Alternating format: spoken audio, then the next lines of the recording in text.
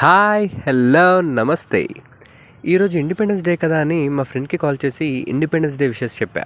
వాడు వెంటనే మామ హ్యాపీ ఇండిపెండెన్స్ డే, ఎంతైనా మా సుభాష్ చంద్రబోస్ లేకపోతే ఇండిపెండెన్స్ వచ్చేదే కాదురా అన్నాడు.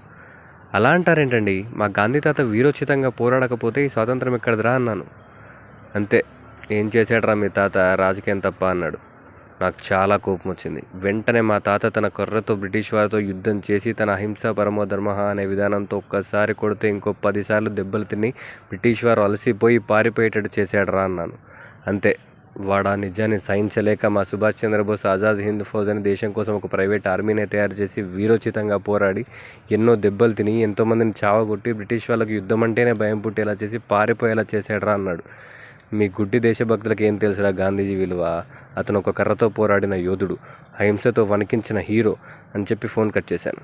ఇంతేనా, గాంధీజీ అంత గ్రేట్ ఎవరు లేరనిపిస్తుందండి. మీరైనా కామెంట్స్లో చెప్పండి, గాంధీజీ గ్రేటా సుభాష్ చంద్రబోస్ గ్రేటా అని. అంతే ఫ్రెండ్స్, ఇది మా మధ్య జరిగిన వార్ అనమాట.